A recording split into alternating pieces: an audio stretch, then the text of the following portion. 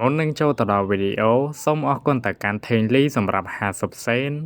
សុគន្ធ8សេនប៊ុនលាត5សេនសាសាល5សេនសុម៉ាលី1.99សេនហ្នឹងហើយខ្ញុំពិតជាអរគុណទៅកាន់អ្នកទាំងអស់គ្នាខ្លាំងណាស់ហើយនៅសល់គ្នាយើងជាច្រើនអ្នកទៀតដែលខ្ញុំសូមលើកឈ្មោះពួកគាត់នៅវីដេអូក្រោយបើសិនជាគ្នាយើងចូលចិត្តជាមួយនឹងការផលិតវីដេអូរបស់ខ្ញុំគ្នាយើងគឺអាច support ខ្ញុំបានតាមរយៈ QR មួយនេះតែទីច្រើនខ្ញុំគឺទទួលយកទាំងអស់ហើយមុននឹងចូលទៅដល់វីដេអូអ្នកទាំងអស់គ្នាកុំភ្លេច join ក្រុម Telegram ខ្ញុំម្នាក់មួយផង link គឺខ្ញុំដាក់នៅខាងក្រោមដើម្បីអាចផ្ដល់ព័ត៌មានទៅកាន់អ្នកទាំងអស់គ្នាជាមុនហើយនៅសាច់រឿងមួយនេះគេបានរំលឹកអំពីរដូវកាលទី1ដែលរដូវកាលទី1គេបានបង្ហាញអំពីក្មេងស្រីម្នាក់ដែលមានឈ្មោះថា Princess ដែលយើងគឺពិតជាដឹងហើយថានៅរដូវកាលទី1 Princess គឺនាងមានក្រុមម្ដងរួចបាត់ទៅហើយប៉ុន្តែក្រុមរបស់នាងត្រូវបានស្លាប់ដោយសារតែគាត់ព្រលឹងហើយនៅពេលនោះវាក៏ជាពេលដែលព្រីតេសនាងបំរុងនឹងបាត់បង់ជីវិតដូចគ្នាប៉ុន្តែដោយសារតែព្រំលិខិតនាងគឺបានជួបជាមួយនឹងបុរសម្នាក់ដែលគាត់គឺមានឈ្មោះថា Goblin Slayer ដែលគេបានដាក់អាហាសនាមឲ្យគាត់ថាបុរសដែលងប់នឹងGoblinសម្រាប់Goblinមិនរើសមុខសម្រាប់ដោយគ្មានក្តីមេត្តាបន្តមកសាច់រឿងក៏បានបង្ហាញអំពីរដូវកាលទី2យោតែម្ដងដែលថ្ងៃនេះខែនេះឆ្នាំនេះវាគឺជារដូវត្រជាក់បន្តមកយើងគឺបានឃើញជាមួយនឹងតួអង្គឯកប្រុសរបស់យើងដែលគាត់កំពុងតែដើរមើលដានជើងGoblinចាប់ផ្ដើមរដូវកាលទី2នេះគឺយើងបានឃើញថាការ៉ាហ្វិករបស់ពួកគេម្នាក់ៗគឺពិតជាផ្លាស់ប្ដូរខ្លាំងណាស់មិនថាតួអង្គមិនថាទីកន្លែងសាច់រឿងបានកាន់មកកាន់គៀលវិញដែលនៅពេលនេះគឺមានអ្នកផ្សងព្រេងកាន់តែច្រើនទៅអ្នកចូលមកថ្មីក៏កាន់តែច្រើនដែរហើយយើងក៏បានឃើញជាមួយនឹងតួអង្គសំខាន់ដូចជាព្រីតេសហើយនិងហៃជាដើមដែលអ្នកនិពន្ធក៏បានកែលម្អទៅកាន់ពួកគេផងដែរដែលមើលទៅនៅពេលនេះពួកគេគឺកមុំអស់ហើយនៅពេលនោះព្រីតេសនាងក៏បានឃើញជាមួយនឹងអ្នកផ្សងព្រេង3នាក់ដែលមើលទៅកាន់ពួកគេវាហាក់ដូចជាមិត្តរួមក្រុមរបស់នាងតាំងពីរដូវកាលទី1អញ្ចឹងបន្តមកគេក៏បានបង្ហាញអំពីតួអង្គសំខាន់ដែលយើងបានស្គាល់នៅរដូវកាលទី1ដែលនៅពេលនេះពួកគេគឺផ្លាស់ប្ដូរអស់ហើយប៉ុន្តែតួអង្គមួយដែលខ្ញុំបានឃើញហើយខ្ញុំអត់ពេញចិត្តនោះគឺជាលីសាតនិយាយទៅគឺគេកាយគាត់មើលមកដូចប្រគួយអញ្ចឹងនៅពេលដែលពួកគេទាំង4នាក់បានប្រជុំគ្នារួចហើយនៅពេលនេះសមាជិកម្នាក់ដែលពួកគេត្រូវចាំគឺជាតួឯកប្រុសដែលគាត់គឺមិនតាន់ធ្វើដំណើរមកដល់នោះទេគ្រាន់តែពួកគេនិយាយចោលភ្លាមតួឯកប្រុសគាត់ក៏បានធ្វើដំណើរមកដល់តែម្ដងប៉ុន្តែភាគច្រើនតែម្ដងអ្នកផ្សងព្រេងថ្មីថ្មោងពួកគេគឺមិនតាន់ស្គាល់ទៅកាន់តួឯកប្រុសទេដែលពួកគេគឺមិនតាន់ដឹងឡើយថាគាត់គឺជានរណានៅពេលដែលពួកគេបានដឹងថាគាត់មានឈ្មោះថាGoblin Slayerបែបនេះដែលធ្វើឲ្យពួកគេក៏រៀងអស់សំណើចដូចគ្នាតែពួកគេគិតថារែងឡើងប៉ុណ្ណាចំណាប់ថ្នាក់ក៏ខ្ពស់ប៉ុន្តែបែរទៅជាយកភារកិច្ចសម្រាប់ Goblin ទៅវិញប៉ុន្តែយើងត្រូវចាំថាក្មេងជំនាន់ក្រោយពួកវាគឺអត់តាន់ដឹងទេមានតែអ្នកស្គាល់តួឯកប្រុសទេទើបដឹងថាគាត់គឺខ្លាំងប៉ុណ្ណាបន្តមកគ្នារបស់តួឯកប្រុសក៏បានប្រពោះទៅកាន់តួឯកប្រុសស្វែងរកទៅកាន់ប្រាសាទមួយចំនួនប៉ុន្តែដូចយើងបានដឹងអញ្ចឹងបើសិនជាពួកគេមិនកុហកថានៅក្នុងប្រាសាទនោះមានGoblinទេតួឯកប្រុសគាត់គឺមិនទៅធ្វើទេចឹងហើយពួកគេមានតែកុហកទៅកាន់តួឯកប្រុសថានៅក្នុងហ្នឹងក៏មានGoblinខ្លះដែរនៅពេលដែលលើអញ្ចឹងតួឯកប្រុសគាត់ក៏យល់ព្រមដូចគ្នាបន្តមកតួឯកប្រុសគាត់ក៏បានធ្វើដំណើរទៅកាន់អ្នកគ្រប់គ្រងហ្គីលតែម្ដងហើយគាត់ក៏បានសុំនៅกระดาษដែលស្នើសុំសម្រាប់ Goblin បន្តមកអ្នកគ្រប់គ្រងហ្គីលក៏បានយកនៅกระดาษទាំងអស់ហ្នឹងឲ្យទៅកាន់តួឯកប្រុសដែលមើលទៅគឺមួយកระดาษធំតែម្ដងដែលអ្នកគ្រប់គ្រងហ្គីលបានប្រាប់ទៅកាន់តួឯកប្រុសថាដោយសារតែរដូវនេះវាគឺជារដូវត្រជាក់អញ្ចឹងហើយគឺមានអ្នកស្នើសុំជំនួយទៅកាន់តួឯកប្រុសច្រើនខ្លាំងមែនតើនៅពេលនោះយើងគឺបានឮជាមួយនឹងអ្នកផ្សងព្រេងថ្មីថ្មោង3នាក់ដែលពួកគេកំពុងតែល្អូថាពួកគេនឹងគឺអត់មានលុយទិញអាវុធទេនៅពេលដែលតួឯកប្រុសឮបែបនេះគាត់ក៏ចាប់ផ្ដើមផ្ដឺតែម្ដងដែលគាត់បានយកជាមួយនឹងកាក់មាសមួយស្បោងឲ្យទៅកាន់អ្នកគ្រប់គ្រងហ្គីលប៉ុន្តែគាត់មិនមែនឲ្យហ្វ្រីទេមូលហេតុដែលគាត់ឲ្យកាក់មាសនោះដោយសារតែគាត់គឺសុំប្ដូរយកថ្នាំដូចជាថ្នាំបន្សាបឬក៏ថ្នាំជំនួយឈាមជាដើមចំណែកឯហៃវិញនៅពេលដែលតួឯកប្រុសបានទិញថ្នាំមកបែបនេះនាងក៏បានដើរទៅយក3-4 ដបសកួរប៉ុន្តែនៅពេលនោះមនុស្សទឿក៏បានស្ដីឲ្យនាងដែលបាននិយាយថាមិនចេះតែដើរយករបស់គេអត់មានការអនុញ្ញាតអញ្ចឹងហើយនាងក៏បានតបថាមានតែមនុស្សដែលឆ្លាតទេដែលគេធ្វើបែបនេះបន្តមកនាងក៏បានបោះកាក់មាសចំនួន3ឲ្យទៅកាន់តួឯកប្រុសដែលយើងអាចបញ្ជាក់បានថាហើយនាងគឺទិញថ្នាំតអំពីតួឯកប្រុសនឹងហើយនៅពេលនោះស្រាប់តែមានក្មេងស្រីអំបូរអែវម្នាក់ក៏បានដើរមកសួរពួកគេទាំងអស់គ្នាថាតើពួកគេទិញថ្នាំទាំងអស់ហ្នឹងយកទៅធ្វើអ្វីបន្តមកលីសាតក៏បាននិយាយបញ្យល់ទៅកាន់នាងថានៅពេលណាដែលយើងធ្វើបេសកកម្មវាត្រូវតែចាំបាច់ប្រើនៅថ្នាំទាំងអស់នេះដើម្បីជួយយើងដោយសារតែយើងគឺមិនអាចដឹងទុកមុនបានទេថាសត្រូវរបស់យើងគឺវាខ្លាំងដល់កម្រិតណា ចំណែកឯតួឯកប្រុសវិញគាត់គឺពិតជាគំរាមខ្លាំងមែនតើគ្រាន់តែក្មេងស្រីម្នាក់នឹងកាន់ដបថ្នាំសោះគាត់គឺគិតថាក្មេងស្រីម្នាក់នឹងចង់លួចថ្នាំរបស់គាត់ណាមួយដោយសារតានាងគឺជាអ្នកផ្សងព្រេងថ្មីថ្មោងអញ្ចឹងហើយតួឯកប្រុសគាត់ក៏បានផ្ដល់នៅដំបូន្មានខ្លះៗទៅកាន់នាងបើសិនជានាងមិនតាន់ខ្លាំងទេនាងគួរតែយកជាមួយនឹងភារកិច្ចសម្រាប់គាត់ប្រលិនឬក៏សម្រាប់កដលយៈសិនទៅនៅពេលណាដែលនាងមានបទពិសោធន៍ឬក៏នៅពេលណាដែលនាងមានកម្លាំងខ្លាំងនាងគឺចាំជ្រើសរើសយកនៅអ្វីដែលនាងចង់ធ្វើបន្តមកតួឯកប្រុសគាត់ក៏បានហុញនៅកិច្ចការរបស់គាត់ឲ្យទៅកាន់ព្រីតេសនៅពេលនោះហើយក៏បានប្រាប់មកកាន់តួឯកប្រុសថាតើតួឯកប្រុសអត់ចាប់អារម្មណ៍ទេមែនថាអ្នកនៅក្នុងហ្គីលឬក៏អ្នកផ្សងព្រេងថ្មីថ្មោងហ្នឹងគឺបាននិយាយដើមទៅកាន់តួឯកប្រុសប៉ុន្តែតួឯកប្រុសគាត់គឺអត់ខ្វល់ទេណាគេនិយាយទៅបន្តមកគាត់ក៏បានដើរចាក់ចេញដើម្បីធ្វើនៅភារកិច្ចរបស់គាត់តែម្ដងប៉ុន្តែនៅពេលដែលពួកគេកំពុងតែធ្វើដំណើរនោះស្រាប់តែមានក្មេងប្រុសម្នាក់ក៏បានរត់មកបុកព្រីតេសនៅពេលនោះមនុស្សទើក៏បានស្រែកស្ដីឲ្យទៅកាន់អាអូននឹងថាអ្នកអាក្មេងអ្នករត់បុកគេឲ្យអត់ចេះសុំទោសទេប៉ុន្តែអាអូននឹងគឺមិនបានសុំទោសនោះទេថែមទាំងនិយាយគំរាមទៅកាន់ពួកគេថែមទៀតហើយមនុស្សទើគាត់ក៏បាននិយាយថាក្មេងៗសម័យនេះគឺពិតជាពិបាកប្រដៅខ្លាំងណាស់សាច់រឿងក៏បានកាន់មកកាន់ពេលយប់នៅពេលដែលតួឯកប្រុសហើយនឹងក្រុមរបស់គាត់ធ្វើភារកិច្ចរួចហើយមើលទៅកាន់ពួកគេទាំងអស់គ្នាគឺអស់កម្លាំងទាំងអស់គ្នាតែម្ដងអញ្ចឹងហើយតួឯកប្រុសគាត់ក៏បានប្រាប់ទៅកាន់ពួកគេថាឲ្យពួកគេត្រឡប់ទៅផ្ទះមុនទៅគាត់គឺសូមចូលហ្គៀមួយផ្លែតនៅពេលដែលតួឯកប្រុសបានដើរចូលទៅក្នុងហ្គៀលហ្នឹងគឺឃើញថានៅក្នុងហ្គៀលគឺអត់តាន់បិទភ្លើងនោះទេបន្ទាប់មកគាត់ក៏បានឃើញជាមួយនឹងមនុស្សម្នាក់ដែលកំពុងតែដេកដែលគាត់បានគិតថាវាគឺជាគាត់ប្រលិនប៉ុន្តែនៅពេលដែលគាត់បំប្រងនឹងដកដៃចាក់ទៅកាន់មនុស្សម្នាក់នោះទៅហើយទើបដឹងថាម្នាក់ហ្នឹងគឺជាអាអូនមួយដែលបានស្ដីឲ្យទៅកាន់ពួកគេសោះហើយនៅពេលនោះអ្នកគ្រប់គ្រងហ្គៀលនាងក៏បានក្រោករួចនាងក៏បានយកកាហ្វេឲ្យមកកាន់តួឯកប្រុសបន្តមកនាងក៏បានសួរទៅកាន់តួឯកប្រុសថាតើនៅថ្ងៃហ្នឹងតួឯកប្រុសគឺជួបអ្វីខ្លះតួឯកប្រុសគាត់ក៏បានឆ្លើយថាគាត់គឺទៅកម្ចាត់គាត់ភ្លេននៅក្នុងប្រាសាទមួយចំនួនគាត់គឺបានសម្លាប់គាត់ភ្លេនដូចជា34នាក់ហើយគាត់ក៏បានជួយសង្គ្រោះអ្នកទោសមួយចំនួនផងដែរនៅពេលនោះតួឯកប្រុសគាត់ក៏បានសាកសួរទៅកាន់អាអូនម្នាក់ដែលកំពុងតែដេកហ្នឹងដែលបានសួរថាតើឯងមកពីណាអាអូននឹងក៏បាននិយាយថាគាត់មកកន្លែងហ្នឹងគាត់គ្រាន់តែចង់សម្លាប់គាត់ប្រលិនមួយចំនួននៅពេលដែលឮអញ្ចឹងតួឯកប្រុសគាត់ក៏បានឆ្លើយថាបើសិនជាឯងគ្មានបទពិសោធន៍ទេឯងគួរតែកុំជ្រើសរើសយកភារកិច្ចនោះល្អជាងឯងត្រូវចាំថាគាត់ប្រលិនគឺចាប់ចលនាឯងបានគ្រប់ពេលបន្តមកអាអូននឹងបានសួរទៅកាន់តួឯកប្រុសថាតើគាត់មានឈ្មោះថាគាត់ប្រលិន Slayer ហ្នឹងមែននៅពេលដែលដឹងថាតួឯកប្រុសគឺជាគាត់ប្រលិន Slayer ភ្លាមអាអូននឹងក៏បានសុំតួឯកប្រុសដើម្បីបង្រៀនគាត់នឹងពីរបៀបសម្លាប់គាត់ប្រលិនតែម្ដងប៉ុន្តែអាអូននឹងនិយាយមិនតាន់ចប់ស្រួលផងតួឯកប្រុសគាត់ក៏បានបដិសេធផ្លែតតែគាត់បាននិយាយថាគាត់គឺចង់ឲ្យអាអូននឹងធ្វើអីដល់ខ្លួនឯងគាត់គឺមិនចង់បង្រៀនទៅកាន់នរណានោះទេនៅពេលដែលតួឯកប្រុសយករង្វាន់អំពីអ្នកគ្រប់គ្រងហ្គៀលរួចហើយគាត់ក៏បានសួរទៅកាន់នាងថាតើអាអូនម្នាក់ហ្នឹងគឺជានរណានាងក៏បានឆ្លើយថាអាអូនហ្នឹងគឺជាអ្នកផ្សងព្រេងថ្មីថ្មោងដែលទើបតែចោះឈ្មោះនៅពេលដែលឮអញ្ចឹងតួឯកប្រុសគាត់ក៏បានដើរសម្ដៅទៅកាន់អាអូនហ្នឹងតែម្ដងរួចគាត់ក៏បានសួរទៅកាន់អាអូនហ្នឹងថាតើឯងអត់មានកន្លែងដេកទេមែនអាអូនហ្នឹងក៏បានឆ្លើយថាគាត់ហ្នឹងគឺអត់មានលុយជួលបន្ទប់ទេបន្តមកអ្នកគ្រប់គ្រងហ្គៀលក៏បានធ្វើសញ្ញាទៅកាន់តួឯកប្រុសដែលបញ្ជាក់បានថាបន្ទប់ជួលឬក៏កន្លែងដេកហ្នឹងគឺត្រូវបានអស់បាត់ទៅហើយតួឯកប្រុសក៏បានឆ្លើយថាមកជាមួយនឹងយើងនៅពេលដែលពួកគេទាំងពីរបានដើរចាក់ចេញទៅបាត់អ្នកគ្រប់គ្រងហ្គៀលនេះក៏បានដកដង្ហើមធំផងដែរតែយើងក៏បានកាត់មកកាន់ពួកគេទាំងពីរវិញដែលនៅពេលនេះតួឯកប្រុសគាត់ក៏បាននាំអាអូនម្នាក់ហ្នឹងទៅផ្ទះរបស់គាត់នៅពេលនោះយើងគឺបានឃើញជាមួយនឹងខាវដែលនាងក៏បានចេញមកទទួលពួកគេទាំងពីរផងដែរចង់និយាយថាធំឯចាយឥឡូវនៅពេលនោះខាវក៏បានសួរទៅកាន់តួឯកប្រុសថាហើយចុះអាកំឡុងម្នាក់នេះគាត់គឺជានរណាគេតួឯកប្រុសគាត់ក៏បានឆ្លើយថាគាត់គឺជាអ្នកផ្សងព្រេងថ្មីថ្មោងប៉ុន្តែគាត់គឺអត់មានកន្លែងស្នាក់នៅទេអញ្ចឹងហើយទៅគាត់ហៅអាអូនហ្នឹងមកកន្លែងហ្នឹងណា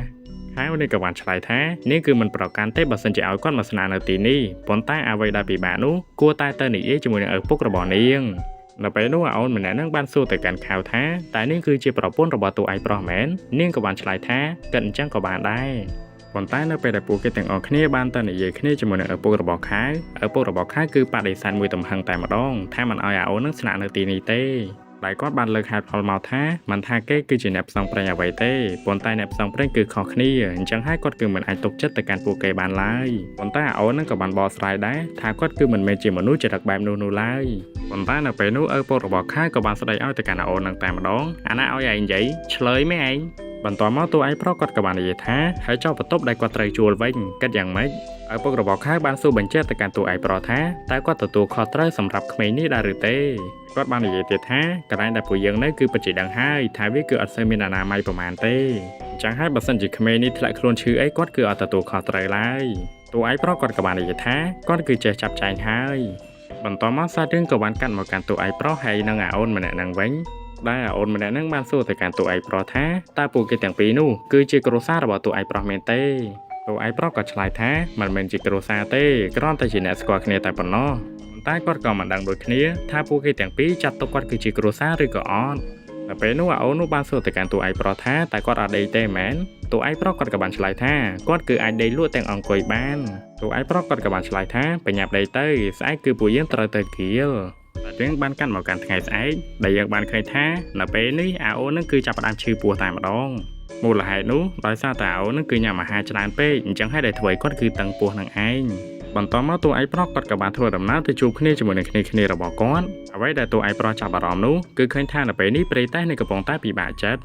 តមូលហេតុដែលនេះពិបាកចិត្តដោយសារតែចំណាត់ថ្នាក់របស់នាងគឺត្រូវបានគេដកបាត់ទៅហើយមូលហេតុដែលគេដកនោះដោយសារតែគេគិតថានាងគឺអត់បានជួយអីទៅកាន់មិត្តរួមក្រុមរបស់នាងនោះទេប៉ុន្តែអត់អីទេកុំឲ្យគ្នារបស់ពួកនាងលំបាកនាងនឹងខំប្រឹងធ្វើវាដល់ខ្លួនឯងបន្តទៀតប៉ុន្តែនៅពេលនោះលីសាគាត់ក៏បាននិយាយថាបើសិនជានាងបាត់បង់ជាមួយនឹងចំណាត់ថ្នាក់របស់នាងច្បាស់ណាស់នាងគឺមិនអាចធ្វើការជាមួយនឹងពួកគេបានបន្តទៀតទេចឹងហើយមានន័យថានាងគឺត្រូវតែធ្វើការជាមួយនឹងអ្នកផ្សេងប៉ុន្តែនៅពេលនោះអាអូនមួយដែលថាបានដើរបុកពួកគេនឹងក៏បានធ្វើដំណើរមកដល់តែម្ដងរួចអាអូននឹងក៏បាននិយាយមើលងាយទៅកាន់ព្រីតេសថាវាសមហើយដែលនាងត្រូវបានគេដកចំណាត់ថ្នាក់ដោយសារតែនាងគឺមិនជួយអីទៅកាន់មិត្តរួមក្រុមរបស់នាងទេអ្វីដែលនាងអាចជួយបានគ្រាន់តែនិយាយបន់ស្រន់ទៅកាន់ព្រះតែប៉ុណ្ណោះនៅពេលដែលលើបែបនេះដែលធ្វើឲ្យពួកគេទាំងពីរនាក់ក៏រៀងទាស់សម្ដីគ្នាបន្តិចផងដែរតែនៅពេលនោះលីសាក៏បាននិយាយទៅកាន់អាអូននឹងថាតែឯងដឹងទេថាពាក្យសម្ដីរបស់ឯងអាចនិយាយប៉ះពាល់ទៅកាន់មនុស្សសឹងតែ1លាននាក់បន្ទាប់មកយើងគឺបានឃើញជាមួយនឹងអ្នកផ្សងព្រេងដតៃដែលពួកគេក៏បាននិយាយស្ដីឲ្យទៅកាន់អាអូននឹងផងដែរដែលថានិយាយនឹងគឺអត់ចេះមើលក្បាលពួកគេនៅនឹងទេប៉ុន្តែនៅពេលនោះអាអូននឹងក៏បាននិយាយថានៅថ្ងៃណាមួយគាត់នឹងសម្លាប់គាត់ភ្លេងដល់ខ្លួនឯងគាត់គឺមិនចាំបាច់រំពឹងទៅកាន់នរណានោះទេនៅពេលដែលលឺអញ្ចឹងម្នាក់ស្រីដែលយើងបានឃើញគាត់តាំងពីរដូវកាលទី1ហ្នឹងក៏បានចោះមកនិយាយគ្នាជាមួយនឹងពួកគេដែលនេះបាននិយាយថាអញ្ចឹងគឺល្អហើយឯងគឺជាអ្នកផ្សងព្រេងថ្មីថ្មោងចំណែកឯមីអូនម្នាក់នេះទើបតែគេដកចំណាត់ថ្នាក់របស់នាងថ្មីអញ្ចឹងហើយបើសិនជាឯងចង់ទទួលបានបទពិសោធន៍នៅក្នុងការសម្លាប់គាត់ពលិនពួកឯងទាំងពីរគួរតែធ្វើការជាមួយនឹងគ្នាទៅនៅពេលដែលលើបែបនេះដែលធ្វើឲ្យព្រីតែគឺនេះហួសចិត្តតែម្ដងផ្ដើមនៅសាច់រឿងមួយនេះយើងគឺបានឃើញពួកគេទាំងអស់គ្នាកំពុងតែធ្វើដំណើរទៅកាន់កន្លែងមួយដែលមានមនុស្សជាច្រើនដែលពួកគេកំពុងតែបោះជំរំនៅពេលនោះអាអូនសក់បកក្រហមនឹងបានសួរទៅកាន់តួឯកប្រុសថាហើយចោះយើងមកកន្លែងនឹងធ្វើអីហើយមកយើងមិនទៅសម្លាប់គាត់ភ្លេនតែម្ដងទៅតួឯកប្រុសគាត់ក៏បានឆ្លើយទៅវិញថាយើងនឹងបង្រៀនឯងអំពីរបៀបសម្លាប់គាត់ភ្លេនជាដំបូងយើងត្រូវតែមានព័ត៌មានឬក៏ស៊ើបព័ត៌មានអំពីពួកវាសិន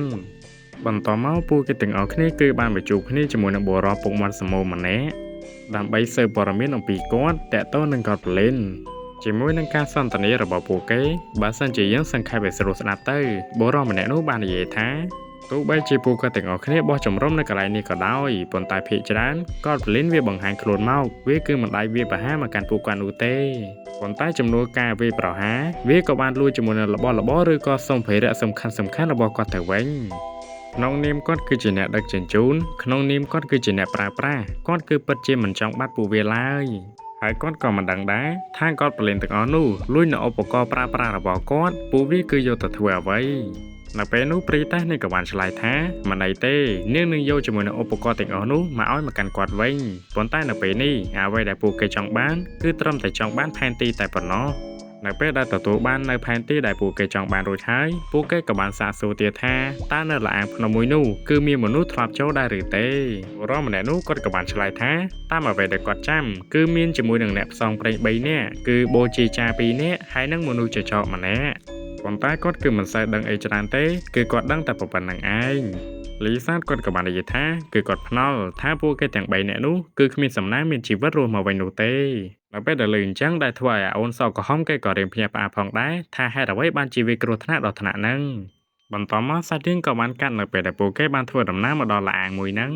ចំណែកឯអូនសក់ក្រហមវិញដែលអូនហ្នឹងគឺពិតជាបញ្ញាប់ខ្លាំងមែនតើដែលបានប្រាប់ទៅកាន់ពួកគេថាពួកយើងគួរតែបញ្ញាប់ចូលទៅនៅពេលដែលលើអញ្ចឹងព្រីតេសនាងក៏បានសម័យទៅកាន់គ្នារបស់នាងដែលគ្នារបស់នាងក៏ធ្លាប់និយាយអញ្ចឹងដូចគ្នាអញ្ចឹងហើយទើបធ្វើឲ្យពួកគេបាត់បង់ជីវិតប៉ុន្តែលីសាក៏បានដាស់ស្មារតីរបស់នាងដែលគាត់បាននិយាយថាតារាមណាមានពួកគាត់នៅទីនេះវាគឺគ្មានរឿងអ្វីកើតឡើងទេ នៅពេលដែលពួកគេបានធ្វើដំណើរចូលទៅដល់ខាងក្នុងពួកគេគឺបានឃើញជាមួយនឹងកោដព្រលិនមួយចំនួនដែលពួកវាកំពុងតែស៊ីសាកសពរបស់មនុស្សនៅពេលនោះតួឯកប្រុសហើយនឹងហើយពួកគេក៏បានធ្វើដំណើរទៅដល់រួចពួកគេក៏បានសម្លាប់វាអស់ទៅចំណែកឯអាអូនសក់ក្រហមវិញគាត់គឺបំរុងនឹងប្រើនៅធម្មពលភ្លើងរបស់គាត់ប៉ុន្តែព្រីតែក៏បានហាមឃាត់បន្តមកហើយនេះក៏បានហក់ទៅធាក់ទ្វារមួយចំនួនដែលត្រូវបានលបើកដោយសារតែកោដព្រលិនវាកំពុងតែធ្វើដំណើរមកដល់ហើយនៅពេលដែលពួកគេបានបិទទ្វាររួចហើយពួកគេក៏បានសម្លេះពួកវាទាំងអស់តែម្ដងជាមួយនឹងការធ្វើដំណើររបស់ពួកគេគឺយើងឃើញថាអាអូនសក់ក្រហមនឹងគឺពិតជាអន្ទះសារខ្លាំងមែនទែនអាអូននឹងគឺចង់តែធ្វើដំណើរលឿនទេប៉ុន្តែគឺអត់ដឹងទេថាវាពិបាកប៉ុណ្ណានៅពេលនោះពួកគេទាំងអស់គ្នាក៏បានធ្វើដំណើរទៅដល់ទ្វារមួយដែលមានខ្សែនៅខាងលើដែលពួកគេសន្និដ្ឋានថាវាគឺជាអន្ទះប៉ុន្តែមើលទៅកាន់អាអូនសក់ក្រហមនោះគឺពិតជាអញ្ញាញ៉ៃខ្លាំងមែនទែនដែលគាត់អត់ជឿទេថានឹងគឺជាអន្ទះដែលគាត់ក៏សម្រេចចិត្តថាដើរទៅបើកទ្វារនឹងតែម្ដងទោះបីជាពួកគេហាមឃាត់ក៏គាត់អត់ទាន់ដែរប៉ុន្តែនៅពេលដែលអូននឹងបានបើកទ្វារគឺឃើញថានៅក្នុងនឹងគឺអត់មានអន្ទះអីនោះទេប៉ុន្តែវាគឺមានឈាមចំណែកឯអាអូននឹងវិញដោយសារតែគេគឺឃើញឈាមស្រស់ៗខ្លាំងពេកដែលធ្វើឲ្យគេគឺច្រឡំមាត់ស្រ័យតែម្ដងចំណែកហើយវិញនាងពិតជាកពូមកទៅកាន់អាអូននឹងខ្លាំងណាស់ជាមួយនឹងសម្លេងស្រែករបស់អាអូននឹងច្បាស់ណាស់គាត់ប្លេនដតៃពួកវានឹងលឺជាមិនខាននៅពេលនោះពួកគេទាំងអស់គ្នាក៏បានឮសលេងមនុស្សស្រីស្រែកចំណែកឯអាអូនសក់ក្រហមនឹងវិញខ្ញុំគឺពិតជាខ្នាញ់ខ្លាំងមែនតើនៅពេលដែលឮសលេងស្រែកភ្លាមអាអូននឹងគឺអត់ចេះសហការជាមួយនឹងគ្នាអីទេគឺរត់សម្ដៅទៅកាន់សលេងនឹងភ្លាមតែម្ដងនៅពេលដែលអាអូននឹងបានរត់ចូលទៅក្នុងបន្ទប់មួយវាក៏បានឃើញជាមួយនឹងកោដព្រលិនមួយក្បាលវាកំពុងតែធ្វើទរណកម្មទៅកាន់ក្មេងស្រីម្នាក់ហើយយើងមើលទៅកាន់សលេងបំពាក់របស់នាងដែលយើងអាចទាយថានាងគឺជាបូជេចាដែលត្រូវបានបាត់ខ្លួននឹងហើយនៅពេលដែលឃើញអញ្ចឹងអាអូនសក់ក្រហមនឹងក៏បានដុតទៅកាន់អាកោដព្រលិនមួយនឹងងាប់បាត់ទៅនៅពេលដែលអាអូនសក់ក្រហមម្នាក់នឹងបំរុងទៅជួយទៅកាន់ក្មេងស្រីម្នាក់នឹងស្រាប់តែលេចចេញជាមួយនឹងអោកមួយក្បាលរួចក៏បានលេចចេញជាមួយនឹងកោដព្រលិនជាច្រើនផងដែរនៅពេលដែលអូនម្នាក់នឹងគិតថាអស់សង្ឃឹមទៅហើយនៅពេលនោះអ្នកដទៃពួកគេក៏បានធ្វើដំណើរមកដល់ដែលពួកគេមិនមែនជាមនុស្សកំសាមានរឿងឲ្យត្រូវរត់ចោលគ្នានោះទេបើសិនជាជ្រុលមកជាមួយគ្នាហើយគឺត្រូវតែកំចាត់ឲ្យអស់តែម្ដងចំណែកឯអូនសក់ក្រហមវិញគាត់គឺបំរុងនឹងជួយទៅកាន់ក្មេងស្រីម្នាក់នឹងផងដែរប៉ុន្តែមនុស្សទៀតគាត់ក៏បាននិយាយថាយើងគឺគ្មានពេលជួយសង្គ្រោះនាងទេអញ្ចឹងហើយយើងគឺលីនាងទាំងកៅអីទៅតែម្ដងទៅចំណែកឯតួឯកប្រុសហើយនឹងលីសាទវិញពួកគេទាំងពីរក៏បានសម្លាប់ទៅកាន់កោដព្រលិនទាំងអស់គ្នានឹងដើម្បីបើកមុខឲ្យទៅកាន់ពួកគេផងដែរនៅពេលនោះតួឯកប្រុសគាត់ក៏បានឲ្យទៅកាន់ព្រីតែប្រើនៅវេទមន្តពលឺរបស់នាងនៅពេលដែលព្រីតែបានប្រើនៅវេទមន្តពលឺរបស់នាងហើយគឺឃើញថានៅពេលនេះគឺមានពលឺយ៉ាងខ្លាំងបានជះទៅកាន់កោដព្រលិនទាំងអស់គ្នានឹងដែលធ្វើឲ្យពួកវាគឺបិទភ្នែកតែម្ដងនៅពេលដែលពួកវាកំពុងតែចាំងភ្នែកពួកគេទាំងពីរក៏បានចូលទៅសម្លាប់ពួកវាឲ្យបានលឿនជាទីបំផុតនៅសល់ប៉ុន្មានចាំក៏តាមក្រោយចំណែកឯតួឯកប្រុសវិញនៅពេលនេះគាត់គឺត្រូវប៉ះគ្នាជាមួយនឹងអាអុកមួយនេះគឺឃើញថាអាអុកមួយនឹងគឺវាពិតជាខ្លាំងមែនតើនៅពេលនោះតួឯកប្រុសគាត់ក៏បានគប់សាំងទៅកាន់វាបន្ទាប់មកគាត់ក៏បានគប់នៅចន្លោះដែលគាត់បានកាន់នឹងដៃនឹងទៅកាន់វាផងដែរនៅពេលដែលវាកំពុងតែឆេះប្រកាច់ប្រកិនហ្នឹងតួឯកប្រុសគាត់ក៏បានរត់ចេញតែម្ដងនៅពេលដែលពួកគេកំពុងតែរត់ទៅកន្លែងសុវត្ថិភាពពួកគេក៏បានសម្លាប់ពួកវាតាមផ្លូវផងដែរចំណែកឯហើយវិញនាងពិតជាសប្បាយចិត្តខ្លាំងណាស់នៅពេលដែលនាងបានធ្វើការជាមួយនឹងតួឯកប្រុសម្ដងចំណែកឯអ្នកដទៃវិញនៅពេលនេះពួកគេទាំងអស់គ្នាក៏បានធ្វើដំណើរមកដល់កន្លែងសុវត្ថិភាពហើយមនុស្សទៀតគាត់ក៏បានបោះថ្នាំមួយដបឲ្យទៅកាន់ព្រីតែផងដែរដើម្បីឲ្យនាងស្ដារនៅធម៌ពលរបស់នាងត្រឡប់មកវិញចំណែកឯតួឯកប្រុសហើយនឹងហើយវិញទោះបីជាពួកគេរត់លឿនយ៉ាងណាក៏ដោយគឺឃើញថាអាកោដព្រលិនអងនឹងនៅតែដេញពួកគេមិនឈប់នៅពេលដែលពួកគេមកជុំគ្នាតួឯកប្រុសបានសួរទៅកាន់ពួកគេថាតើមានអ្នកណាគេចេះប្រើវេទមន្តទឹកឬអត់ប៉ុន្តែមនុស្សទៀតគាត់ក៏បាននិយាយថាគាត់គឺអាចប្រើវេទមន្តទឹកភ្លៀងបានបន្តមកតួឯកប្រុសគាត់ក៏បានស្នើសុំទៅកាន់ព្រីតេឲ្យនាងប្រើនៅវេទមន្តពលឺរបស់នាងម្ដងទៀតនៅពេលដែលអាកោដព្រលិនអងនោះវាធ្វើដំណើរមកដល់ព្រីតេនាងក៏បានប្រើជាមួយនឹងវេទមន្តពលឺរបស់នាងចំណែកឯមនុស្សទៀតគាត់ក៏បានប្រើជាមួយនឹងវេទមន្តទឹកភ្លៀងរបស់គាត់ផងដែរនៅពេលដែលកោដព្រលិនអងនឹងវាសាមជាមួយនឹងទឹកភ្លៀងរបស់មនុស្សទៀតរួចហើយតួឯកប្រុសគាត់ក៏បានគុំនៅដល់ថ្នាំមួយយ៉ាងដែលវាគឺជាប្រភេទថ្មស្អុយអ្នកទាំងអស់គ្នាខ្ញុំអត់ដឹងថាអ្នកទាំងអស់គ្នាស្គាល់អត់ទេប៉ុន្តែនៅស្រុកខ្ញុំគឺស្គាល់ច្បាស់តែម្ដងអាថ្មស្អុយហ្នឹងគឺគេយកមកបន្ទុំចេកនឹងឯងហើយអាថ្មស្អុយហ្នឹងគឺវាមានប្រតិកម្មជាមួយនឹងទឹកនៅពេលដែលវាប៉ះនឹងទឹកវាដូចជាទឹកអាស៊ីតអញ្ចឹងនៅពេលដែលតួឯកប្រុសបានគប់ទៅកាន់វារួចហើយគឺឃើញថានៅពេលនេះស្បែករបស់វាក៏ចាប់ផ្ដើមរលួយហើយក៏ចាប់ផ្ដើមរឹងតែម្ដងបន្តមកលីសាតក៏បានចូលទៅកាត់ដៃរបស់វាតួឯកប្រុសគាត់ក៏បានហក់ទៅចាប់បំបីក្បាលរបស់វារួចក៏បានសម្លាប់វាបាត់ទៅនៅសល់កោដព្រលិនដតៃទៀតតួឯកប្រុសគាត់ក៏មិនຕົកដូចគ្នាគាត់ក៏បានសម្លាប់ទៅកាន់ពួកវាម្ដងមួយរហូតតតែអស់ នៅពេលដែលអូនសក់ក្រហមបានមើលទៅកាន់ពួកគេសម្រាប់គាត់ប្រលិនបែបនេះគាត់ក៏បាននិយាយមកកាន់ខ្លួនឯងថាมันគួរឲ្យជឿហេតុអ្វីបានជាគាត់ប្រលិនពិបាកសម្រាប់បែបនេះគាត់ប្រលិនវាពិតជាខុសខើហួសពីអ្វីដែលគាត់បានគិតហើយវាក៏ជាលើកទី1ដែរដែលគាត់បានឃើញនៅបុរសម្នាក់នៅពេលដែលគាត់បានសម្លាប់ទៅកាន់គាត់ប្រលិនមើលទៅកាន់គាត់ពិតជារីករាយខ្លាំងណាស់អ្នកដទៃខ្ញុំគឺទទួលស្គាល់ប៉ុន្តែបុរសចម្លែកម្នាក់នេះខ្ញុំគឺមិនទទួលស្គាល់គាត់នោះទេនៅពេលដែលពួកគេបានបំពេញជាមួយនឹងការងាររបស់ពួកគេរួចហើយពួកគេក៏សម្រេចចិត្តថាជប់លៀងជាមួយនឹងគ្នាប៉ុន្តែនៅពេលដែលអូនសក់ក្រហមបានផឹកស្រាសង្វឹងហ្នឹងគាត់ក៏បានចេញជាមួយនឹងចរិតពិតរបស់គាត់តែម្ដងហើយគាត់បាននិយាយនៅប្រវត្តិបងស្រីរបស់គាត់ប្រាប់ទៅកាន់ពួកគេដែលគាត់បាននិយាយថាមូលហេតុដែលគាត់ចង់សម្លាប់គាត់ប៉ូលីនដោយសារតែគាត់គឺចង់សងសឹកឲ្យទៅកាន់បងស្រីរបស់គាត់ដែលត្រូវបានសម្លាប់ដោយសារតែគាត់ប៉ូលីនអ្វីដែលគាត់ចាំមិនភ្លេចបងស្រីរបស់គាត់គឺត្រូវបានស្លាប់ដោយសារតែមានកូនក្បិតមួយដែលពោពេញទៅដោយថ្នាំស្ពឹកបានចាក់ទៅបំពង់ករបស់គាត់នៅពេលដែលលើកបែបនេះព្រីតេសនេះក៏បានសម័យទៅកាន់នារីស្រីដៃមេឃម្នាក់ដែលយើងបានឃើញគាត់តាំងពីរដូវកាលទី1វគ្គ1ហ្នឹងតាមពិតទៅម្នាក់ស្រីដៃមេឃនឹងសគឺជាបងស្រីរបស់ប្រុសសក់ក្រហមម្នាក់ហ្នឹងនៅពេលដែលលើអញ្ចឹងតួឯងប្រុសគាត់ហាក់ដូចជាយល់រួចគាត់បានសួរទៅកាន់អាអូននឹងទៀតថាតើឯងមានបងស្រីដែរមែនអាអូនសក់ក្រហមហ្នឹងក៏នៅតែបន្តនិយាយទៀតថាបងស្រីរបស់ខ្ញុំគាត់ពិតជាអស្ចារ្យខ្លាំងណាស់គាត់គឺជាបងស្រីដ៏សែនល្អម្នាក់ដែលខ្ញុំតែងតែគោរពទៅកាន់គាត់ប៉ុន្តែនៅពេលនេះខ្ញុំគឺបាត់បង់គាត់បាត់ទៅហើយនៅពេលដែលនិយាយរួចអាអូនម្នាក់ហ្នឹងគាត់ក៏បានស្លាប់តែម្ដងចំណែកឯតួឯងប្រុសវិញនៅពេលដែលគាត់លើកបែបនេះគាត់ក៏បានយកជាមួយនឹងកាក់ប្រាក់មួយឲ្យទៅកាន់អាអូនម្នាក់ហ្នឹងរួចគាត់ក៏បានដើរចាកចេញទៅនៅពេលដែលព្រីតេសបានសួរទៅកាន់គាត់ថាគាត់ទៅណាគាត់ក៏បានកុហកទៅកាន់នាងថាគាត់គឺសុំសម្រាប់មួយផ្លែតនៅពេលដែលតួឯងប្រុសបានដើរចេញទៅខាងក្រៅគាត់ក៏បានជួបគ្នាជាមួយនឹង Phip ហើយនឹងគ្នារបស់នាងម្នាក់ទៀតនៅពេលដែលបុរសម្នាក់នោះបានឃើញតួឯងប្រុសហាក់ដូចជាមិនសប្បាយចិត្តបែបនេះគាត់បានសួរទៅកាន់តួឯងប្រុសថាមានរឿងអីមែនតួឯងប្រុសគាត់ក៏បានឆ្លើយថាគាត់គឺអត់មានអីទេនៅពេលដែលតួឯងប្រុសគាត់បានធ្វើដំណើរមកដល់កលៀតមួយគាត់ក៏បានគប់នៅមុខរបស់គាត់ចោលតែម្ដងហើយគាត់ក៏បានស្ដីបន្ទោសមកកាន់ខ្លួនឯងដោយសារតែគាត់នឹងហើយជាអ្នកសម្លាប់ទៅកាន់បងស្រីអាអូនសក់ក្រហមម្នាក់ហ្នឹងហើយគាត់ក៏បាននិយាយថាឯងពិតជានិយាយត្រូវបងស្រីរបស់ពួកយើងពួកគាត់ពិតជាអស្ចារ្យខ្លាំងណាស់ខ្ញុំគឺស្អប់ទៅកាន់គាត់ប៉ូលីនខ្ញុំគឺចង់សងសឹកគាត់ប៉ូលីនដើម្បីបងស្រីរបស់ខ្ញុំប៉ុន្តែទង្វើរបស់ខ្ញុំដែលធ្វើទៅកាន់បងស្រីរបស់ឯងខ្ញុំគឺមិនខុសគ្នាអំពីគាត់ប៉ូលីននោះទេបន្តមកគាត់ក៏បានអង្គុយយំតែម្នាក់ឯងតែម្ដងបន្តមកគេបានបង្ហាញអំពីក្មេងស្រីម្នាក់ដែលទៅតែចូលធ្វើជាអ្នកផ្សងព្រេងថ្មីថ្មោងចំណែកឯម្នាក់ស្រីដែលមានសក់ពណ៌ប្រាក់នេះវិញដែលនាងគឺមានឈ្មោះថាណៃ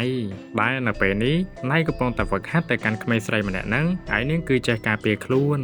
ននៅពេលដែលអូនពីរនាក់នេះកំពុងតែមើលទៅកាន់ណៃហ្វឹកហាត់ទៅកាន់ក្មេងស្រីម្នាក់នោះនៅពេលនោះបុរសម្នាក់ដែលគាត់មានឈ្មោះថា Spielman ហ្នឹងក៏បានបង្ហាញខ្លួនចេញមកដែលគាត់បានប្រាប់ទៅកាន់អូនពីរនាក់ហ្នឹងថាពួកឯងទាំងពីរក៏ត្រូវការហ្វឹកហាត់ដែ